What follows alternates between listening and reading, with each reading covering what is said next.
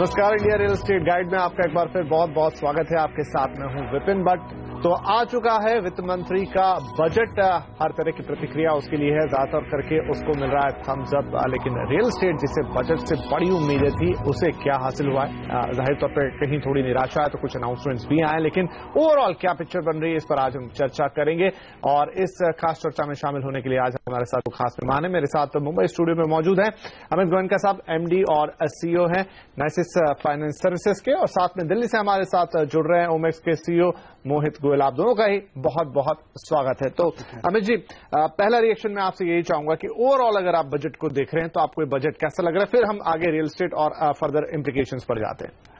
देखिए, बजट ने मेरे हिसाब से एक मैक्रो पिक्चर को टैकल करने की कोशिश की है, ताकि कई सारी उम्मीदें लोगों ने लगा रखी थी। तो जो बड़ी पिक्चर है, जो बड़ा विजन है, नहीं कि सिर्फ अगले साल तक सीमित रहे, मगर जो अगले 5 साल तक का जो एक विजन है उसको प्रदर्शन करने की कोशिश की है। जहां तक स्पेसिफिक रिक्वायरमेंट्स थी, कुछ हद तक वो एड्रेस हुई है, कुछ हद तक नहीं एड्रेस हो पाई है।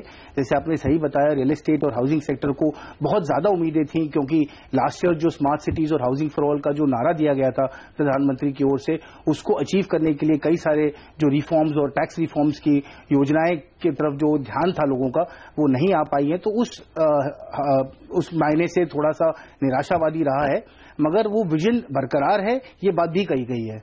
राइट। मोहित, क्या कहेंगे आप? एक ओवरऑल व्यू में आपका भी लेना चाहूंगा कि बजट को अभी रियल एस्टेट के मायने से एक अलग बात है, लेकिन ओवरऑल अगर आप देखें, पूरे देश की पिक्चर के तौर पे देखें, तो कैसा लग रहा है?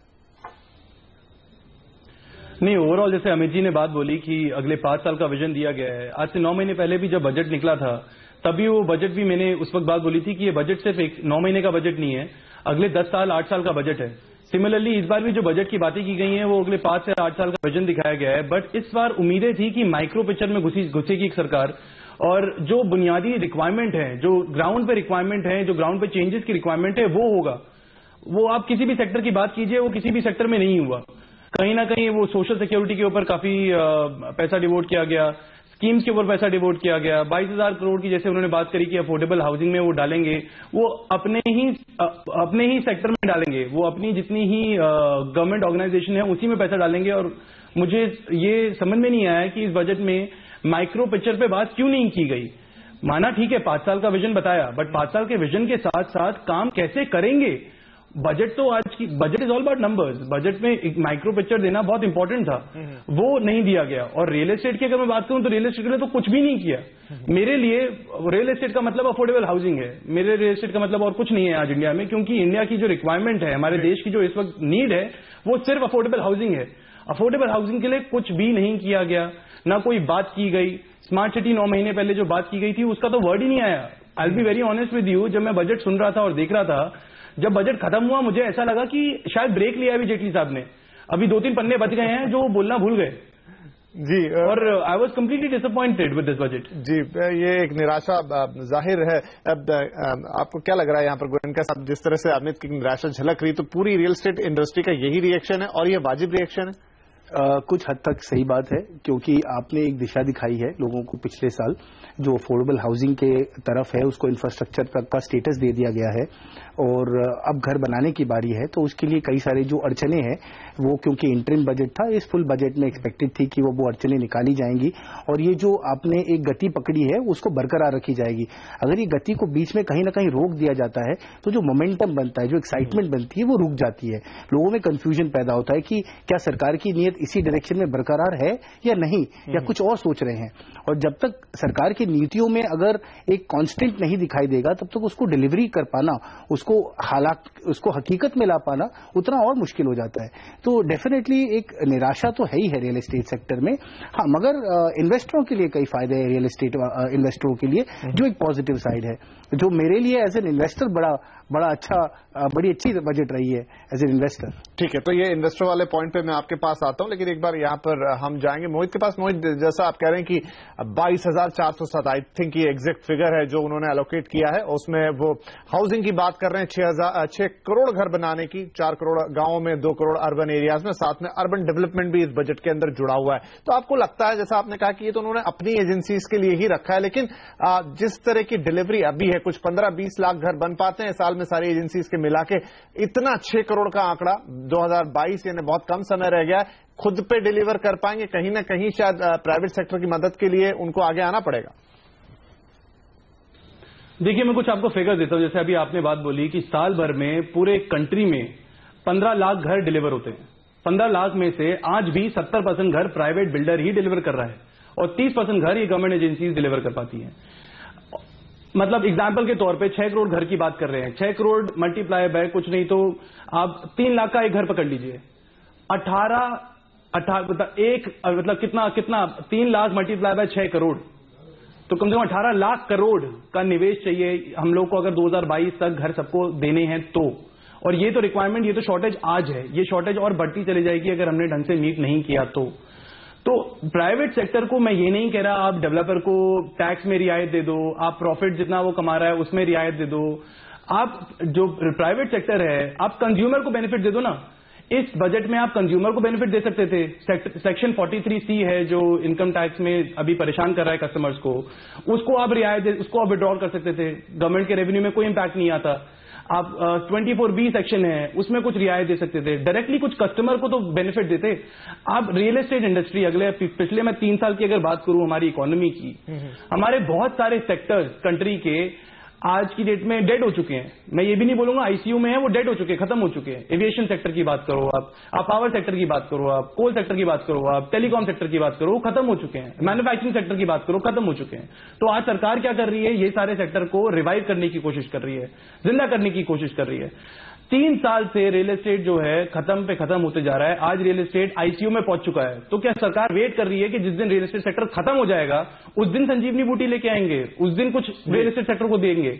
आज ही संभाल लो रियल एस्टेट सेक्टर को, जो कि सबसे बड़ा कंट्रीब्यूटर है जीडीपी पे, जो कि सबसे बड़ा कंट्रीब्यूटर है एम्प्लॉयमेंट में। 6% रियल एस्टेट सेक्टर कंट्रीब्यूट करता है जीडीपी में। उस 6% को आप 12-13%, 15% ले जाओ ना, आप तभी 8-9% जीडीपी पे कंट्रीब्यूट कर पाएंगे, नहीं तो कभी नहीं कर पाएंगे। जी मोहित, चलिए तो यहाँ पर मैं ब्रेक लूं उससे पहले यहाँ पर अमित जी आपसे पूछना चाहूंगा। मोहित कई सारे पॉइंट्स उठा रहे हैं कि वाकई में एक पुश बहुत, मुझे लगता है उम्मीदें बहुत ज्यादा थी, आया कम है। लेकिन जो पिछला बजट देखे हम इंटरिम बजट लेके आए तो उसमें कई सारे अनाउंसमेंट थे। ऐसा लगा कि रियल एस्टेट के लिए ही सारे अनाउंसमेंट थे। तो ऐसा तो नहीं है कि वहां जो अनाउंसमेंट कर दिया वो उनका इफेक्ट तो धीरे धीरे आएगा। आपने चाहे एफडीआई के नॉर्म लूज किए, चाहे आपने दूसरे कुछ और अनाउंसमेंट किए, 100 स्मार्ट सिटीज अनाउंस की, ये बात अलग है कि यहां नाम नहीं लिया, लेकिन उसका काम तो चल ही रहा है। तो शायद ये कारण रहा कि बहुत ज्यादा एम्फेसिस यहां नहीं देखने को मिला। ठीक बात है। देखिए, संतुलित बजट देना एक बहुत मुश्किल काम है और हर सेक्टर को, हर इंडस्ट्री को बहुत सारी उम्मीदें होती हैं, स्पेशली क्योंकि हम इतने इकोनॉमिक डाउनटर्न से गुजर चुके हैं। तो हर सेक्टर, हर इंडस्ट्री रिवाइव करने की या ग्रो करने की कोशिश में लगी हुई है। तो इसमें दो राय नहीं है। हालांकि रियल एस्टेट में डेफिनेटली, बिकॉज ये काफी बड़ा इंफ्रास्ट्रक्चर स्टेटस का ही पार्ट है, इंफ्रास्ट्रक्चर इंडस्ट्री का पार्ट है। और क्योंकि ये बजट 100% इंफ्रास्ट्रक्चर फोकस तो था ही, इसमें दो राय नहीं है कि इंफ्रास्ट्रक्चर फोकस बहुत ज्यादा है। तो कहीं ना कहीं उम्मीद डेफिनेटली रहती है कि अलाइड सेक्टर जो है या जुड़ा हुआ सेक्टर हाउसिंग है उसको भी थोड़ा सा और एम्फेसिस मिल सकता था। हालांकि ऐसा कोई बहुत बड़ा इशू नहीं है। जो आई अंडरस्टैंड कि डेवलपर्स की उम्मीदें बहुत होती है कि इसको एक जंप स्टार्ट मिले, कई सारी चीजें एक साथ मिल जाए, वो एक साथ नहीं कई बार हो पाती है। मगर फोकस है। आई थिंक हुपा जो है, हाउसिंग और अर्बन पॉवर्टी एलिवेशन मिनिस्ट्री, उसका आउटलुक बहुत ज्यादा पॉजिटिव है। ये जो 24,000 करोड़ की रकम है, ये भी काफी बड़ी रकम है जो आज तक कभी बजटरी एलोकेशन नहीं की थी। मोहित को मैं बताना चाहूंगा कि ये 100% गवर्नमेंट एजेंसीज नहीं कर पाएंगी। ये भी बात हुई है कि प्राइवेट डेवलपर्स का भी इसमें इन्वॉल्वमेंट रहे, वो लोग भी इसमें मिलकर एक एजेंसी सिस्टम जिस तरीके से पीपीपी मॉडल में क्रिएट किया जाए, जहां पे प्राइवेट पब्लिक पार्टनरशिप करके ये पैसा निवेश हो और वो जो अफोर्डेबल हाउसिंग बनानी है हाउसिंग फॉर ऑल के तहत, वो डेफिनेटली बने। तो ऐसा नहीं है कि सरकारी एजेंसीज में उतनी कैपेसिटी के एक साथ 6 करोड़ घर बना पाए, इसमें प्राइवेट पार्टनरशिप डेफिनेटली आएगी। तो ये बहुत पॉजिटिव स्टेप है। कई सारी जो कंस्ट्रेंट्स है वो हम चर्चा कर सकते हैं, मगर एक डायरेक्शन जो बनाने वाली बात है वो डायरेक्शन है। ओके, चलिए, तो है, ऐसा नहीं है कि पूरी तरह से निराश कर देने वाली बात है। और खास बात हम ये भी देखते हैं मोदी सरकार में कि जरूरी नहीं ये सारे अनाउंसमेंट है वो बजट में आ जाए, बजट के बाद भी बहुत सारे अनाउंसमेंट आते रहते हैं। तो यहाँ इंतजार रहेगा उन अनाउंसमेंट का। फिलहाल यहाँ लेकिन एक छोटा सा ब्रेक के बाद जब आएंगे तो जैसा अमित जी कह रहे थे कि एक निवेशक के लिए, एक इन्वेस्टर के लिए बहुत कुछ है, देखते हैं वो क्या कुछ है इस छोटे से ब्रेक के बाद।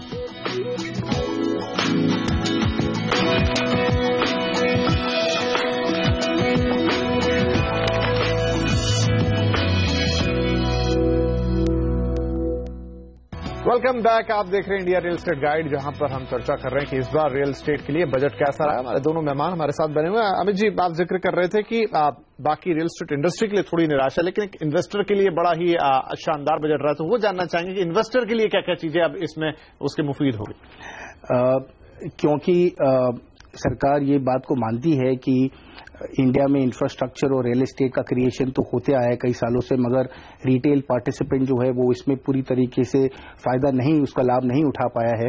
इसके लिए लास्ट ईयर उन्होंने रियल एस्टेट इन्वेस्टमेंट ट्रस्ट और इंफ्रास्ट्रक्चर इन्वेस्टमेंट ट्रस्ट रीट्स की बात छेड़ी थी, उसका कानून लाए थे सेबी ने। तो इस फाइनेंस बिल में उसको एक सील ऑफ अप्रूवल मिला है, जिसके तहत जो भी डबल टैक्सेशन का इश्यूज था या नॉन इनकम पे टैक्स का इशू था उसको एड्रेस कर दिया गया है। तो सबसे पहली बात उन्होंने फॉरेन इंस्टीट्यूशनल इन्वेस्टर्स को और एनआरआईज को अलाउ किया है कि वो रीट्स में पार्टिसिपेट कर सकें। दूसरी बात, जो सेलर है, जो सबसे बड़ी फर्स्ट जो लेवल ऑफ चैलेंज था कि भाई कोई अपना एसेट क्यों देगा रीट को अगर उनको कैपिटल गेन्स का अगर नुकसान होता है तुरंत, तो उसको राहत दी गई है कि अगर वो यूनिट्स के तहत अगर वो अपना एसेट देते हैं एज अ स्पॉन्सर, तो उनको अगर 3 साल तक अगर वो लिस्टिंग में अपना यूनिट्स रखते हैं तो उनका इफेक्टिव कैपिटल गेन 0 हो जाता है। सिमिलरली अगर वो एसपीवी तहत अपने शेयर्स बेचते हैं, एज अ कंपनी बेचते हैं, उसमें कैपिटल गेन 0 हो जाता है। तो ये बहुत बड़ा इंसेंटिव है मेरे हिसाब से, किसी को भी अपना एसेट रीट को सौंप पाना या उसको वेस्ट कर पाना, तो ये बहुत बड़ी चीज है। तो ये सबसे first challenge of the block था, वो निकल चुका है। दूसरा, एक जो पास थ्रू स्टेटस था कि भाई रीट्स को डबल टैक्सेशन लगेगा हर समय, वो कंप्लीटली हटा के एक पूरा पास थ्रू कर दिया है कि जो भी आमदनी होगी वो एक छोटा सा 10% विदहोल्डिंग टैक्स छोड़कर 100% आप इन्वेस्टर ले जा सकते हैं। जो डिविडेंड डिस्ट्रीब्यूशन टैक्स था उसके लिए एक आपत्ति थी, वो भी माने कि हट गया, सब हट गया है। अब आपको एट द ट्रस्ट लेवल से 10% विदहोल्डिंग टैक्स है और बाकी 100% पास थ्रू कर दिया है। तो अगर आप 10 रुपए कमाते हैं तो 1 रुपया टैक्स जो है वो सरकार डायरेक्टली आप भुगतान करिए एट द ट्रस्ट और रीट लेवल, उसका भी आपको क्रेडिट मिलेगा और वो पास थ्रू हो जाएगा। तो पूरा का पूरा बाकी 9 रुपया पास थ्रू हो जाएगा। 1 रुपए का भी आपको टैक्स पेड सर्टिफिकेट मिलेगा जो आप या तो क्लेम कर सकते हैं या ऑफसेट कर सकते हैं। तो इफेक्टिवली एक पूरा पास थ्रू मैकेनिज्म हो गया है। तो जो इंटरमीडिएट जो इश्यूज थे कि भाई डबल टैक्सेशन होगा, कैपिटल गेन्स लगेगा, तो ये टैक्स के प्रति की जो पूरी रचना की गई है वो काफी पॉजिटिव है। तो इन्वेस्टर की इस समय आपको अड़चने या जो सेलर है या स्पॉन्सर उसकी अड़चने हट जाती हैं। एंड आई थिंक ये रीट के लिए एक बहुत ही बड़ा पॉजिटिव स्टेप है जब एक इफेक्टिवली एक पास थ्रू व्हीकल मिल जाता है। तो डेफिनेटली ये काफी पॉजिटिव मूव रहा है। तो मेरे हिसाब से अब रीट्स के लिए बहुत ज्यादा अड़चने बचती नहीं है और एक रास्ता बनता हुआ दिख रहा है। तो हो सकता है अब इस साल में रीट्स आने की संभावना काफी हद तक बढ़ गई है। दूसरा, इन्होंने जो बहुत बड़ी चीज की है वो जो डोमेस्टिक वेंचर कैपिटल फंड्स थे या alternative investment funds AIF regulations के तहत उनको एक बहुत बड़ा रिलीफ मिला है। पिछले साल ही CBDT का सर्कुलर था जहां पे 100% टैक्सेशन लाया गया था एट द ट्रस्ट लेवल या जो फंड लेवल, जिसको पूरा अबॉलिश कर दिया गया है इस फाइनेंस बिल में, जहां पे इसको भी पूरा पास थ्रू कर दिया गया है। तो अब ये बहुत बड़ी चीज है क्योंकि अगर आप और उसमें एनआरआईज और फॉरेन इन्वेस्टर्स को पार्टिसिपेट करने तक की छूट दी गई है। आज तक एनआरआईज को इंडियन रियल एस्टेट में पार्टिसिपेट करने की कोई योजना नहीं थी। ना ही तो वो बॉन्ड्स खरीद सकते थे, ना ही वो डायरेक्टली कोई रियल एस्टेट कंपनी में इन्वेस्ट कर सकते थे, ना ही वो कोई डोमेस्टिक फंड में या स्कीम में पार्टिसिपेट कर सकते थे। उनके लिए कोई योजना नहीं थी जो फॉरेनर्स फिर भी कर सकते थे। अब उनके लिए ये योजना लाई गई है जहां एनआरआई से लेकर भी काफी बड़ी तादाद है लोगों का जो इंडिया में वापस अपना पैसा लाना चाहते हैं, रियल एस्टेट को सपोर्ट करना चाहते हैं। तो ये पैसा AIF में आ सकता है और उनके लिए टैक्स का भी बहुत भारी छूट दी गई बिकॉज ये कंप्लीट पास थ्रू कर दिया गया है। तो सिर्फ एक जो 10% withholding on interest and capital gains है सिर्फ उतना चुकाना है, बाकी again in the hands of the investor इनको प्राप्त होगा। तो वो अपने टैक्स के योजना के तहत उनके एलिजिबिलिटी के तहत वो अपना टैक्स भर सकते हैं। तो ये बहुत बड़ा फिलिप है जहां पे domestic capital, foreign capital, NRI capital एक तरफ जुट के आके AIF व्हीकल के तरीके से इंडियन रियल एस्टेट में लग सकता है। तो ये बहुत बड़ी चीज है। तीसरा, उन्होंने परमानेंट एस्टैब्लिशमेंट वाली इश्यू खत्म कर दी क्योंकि फॉरेन इन्वेस्टर्स नहीं आ पा रहे थे इंडिया में क्योंकि उनको लगता था इंडिया में आते हमको एक डोमेस्टिक व्हीकल की तरह टैक्स किया जाएगा क्योंकि इंडिया में हमारे लोग बसते हैं। इसकी क्लैरिफिकेशन आके बहुत बड़ा काम हुआ। नहीं तो लोग इंडिया से बाहर जा रहे थे, अब इंडिया में रह के उनके एडवाइजर्स बाहर का पैसा निवेश करके बड़ा काम कर सकते हैं। यहाँ पे टैक्सेशन की रिस्क खत्म हो गई है। तो जो जो इतना घुमावदार स्ट्रक्चर करने पड़ रहे थे, जहां पे इंडिया के बाहर इफेक्टिवली रेवेन्यूज जा रही थी, या इंडिया में जो अर्निंग्स मैनेजर को मिलनी चाहिए तो उसको बाहर लेनी पड़ रही थी, अब वो बाकायदा इंडिया में ले सकता है, उस पर टैक्स भर सकता है। तो ये 3 बहुत बड़े बिग ब्लॉक जो स्कीम्स हैं, ये रिफॉर्म्स है, वो लाए गए हैं। उसके अलावा ऑफकोर्स एनबीएफसी को बहुत बड़ी ताकत दी गई है। हम जानते हैं एनबीएफसी आज एक बहुत बड़ा ऑल्टरनेट फाइनेंस माध्यम बन गया है रियल एस्टेट के लिए, बैंकों और प्राइवेट इक्विटी के अलावा, और उनको 500 करोड़ के ऊपर के एनबीएफसी को इंस्टीट्यूशनल स्टेटस दी गई है, तो वो शारफेसी के अंदर आते हैं, जो बहुत बड़ा मूव है। चलिए, तो बहुत कुछ हुआ यहाँ इन्वेस्टर्स के लिए, बहुत अच्छे से एक्सप्लेन किया अमित जी ने। आप यहाँ लेना होगा छोटा सा ब्रेक, लेकिन जब लौट के आएंगे तो एक और अनाउंसमेंट आई है, वो है काले धन को लेकर के, किस तरीके से रियल एस्टेट के काले धन पर लगाम लगाने के लिए बिल लाने की बात कही है। इस सवाल को लेकर चलेंगे दिल्ली मोहित के पास। फिलहाल लेते हैं छोटा सा ब्रेक।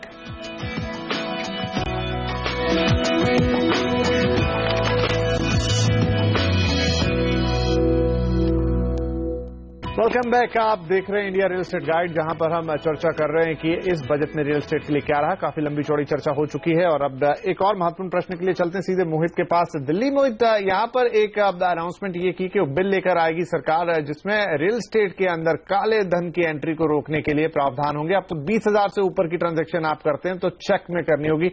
ये इस कदम को आप कैसे देखते हैं?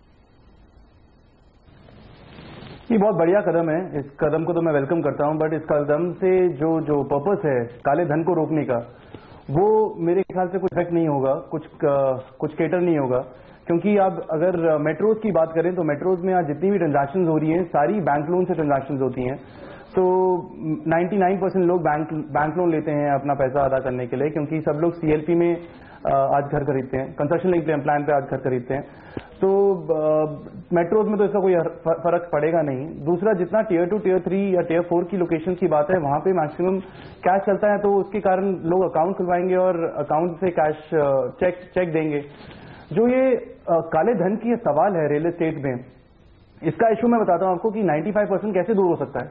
2 तरीके अगर सरकार कर दे, 2 चीजें कर दे, ये इशू 95% तो 100% मैं आपसे गारंटी लेता हूं कि क्लियर हो जाएगा। नंबर 1, जो आज हमें अप्रूवल्स लेने होते हैं 50 जगह से, वो आप सिंगल क्लियरेंस विंडो कीजिए, प्लस एक टाइम लिमिट दीजिए कि मैंने आज मान लीजिए अप्लाई किया आज, तो 3 महीने में 4 महीने में वो ऑटोमेटिकली मुझे अप्रूवल मिल जाए, अगर ये अप्रूवल मुझे नहीं दे रहे हैं तो क्योंकि जो पैसा जाता है ब्यूरोक्रेट के पास, वो पैसा इसी में जाता है कि भैया मेरा अप्रूवल जल्दी दे दो, क्योंकि मेरे को अपना प्रोजेक्ट करना है जल्दी से। नंबर 1। नंबर 2, जब इलेक्शन आते हैं जो ये पैसा मांगते हैं, तो वो पैसा मांगना बंद कर दें, आपका काला धन का समस्या कंप्लीटली सॉल्व हो जाएगा, आपको कोई बिल लेके आने की जरूरत नहीं पड़ेगी। रही बात ये जो बिल लेके आने की, इस बिल को मैं बिल्कुल स्वागत करता हूं और वेलकम करता हूं इस स्टेप को। और मैं 2 मिनट बोलना चाहूंगा इसके रिगार्डिंग कि मैं थोड़ा सा आज डिसअपॉइंटेड और कहीं ना कहीं परेशान लग रहा हूं इस इंटरव्यू के दौरान, क्योंकि क्या है कि एक्सपेक्टेशंस और उम्मीदें उसी से होती है जिससे एक्चुअल में उम्मीद हो। मुझे सरकार से और मोदी जी से खासकर काफी उम्मीदें हैं। मोदी जी को मैं काफी मानता हूं, उनके पर्सनालिटी को भी काफी मानता हूं, तो मुझे काफी उम्मीदें थी, वो कहीं ना कहीं इस बजट में क्लियर होती नहीं दिखी। क्योंकि हाउसिंग सेक्टर, देखिए, मैं आज अपनी कंपनी को या अपनी इंडस्ट्री को रिप्रेजेंट नहीं कर रहा हूं आज चैनल पे।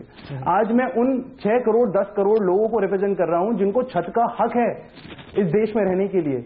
कोई फायदा नहीं है रीट्स करके, मान लीजिए आप रीट्स कर लेते हैं, अभी थोड़ी देर पहले आप रीट्स की चर्चा कर रहे थे, रीट्स पूरी कंट्री में 10 कंपनियां रीट्स करेंगी, 50,000 करोड़ उन्होंने मान लो रेज कर लिया एक साल में, 50,000 करोड़ सारा का सारा लग्जरी हाउसिंग में डाल दिया। आपका अफोर्डेबल हाउसिंग विजन का क्या होगा?